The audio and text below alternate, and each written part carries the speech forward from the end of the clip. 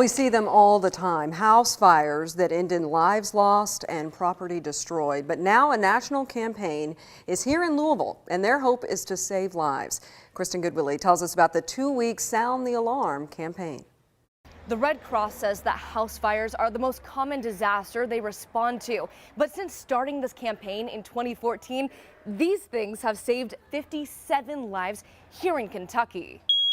The Sound the Alarm campaign started on April 27th in Lexington. This is their first day in Louisville. A working smoke alarm can cut your risk in half by 50%. Volunteers went door to door asking people if they had smoke detectors.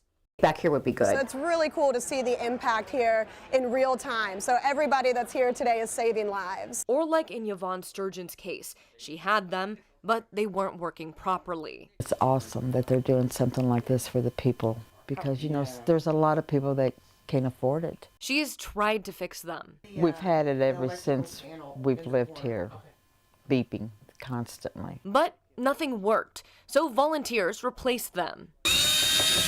It's something that really irritates you, and to have that to be gone means a lot.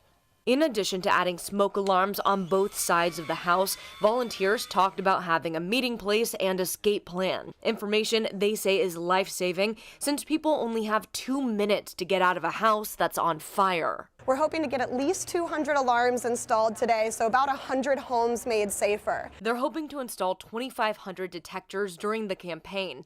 The alarms providing more than their intended use. It makes you know that you can go to bed and sleep without having to be worrying or being scared that your home's going to catch on fire. Providing peace of mind and preventing disaster. If you'd like to volunteer, you can head to soundthealarm.org. They'll be doing these installations until May 12th.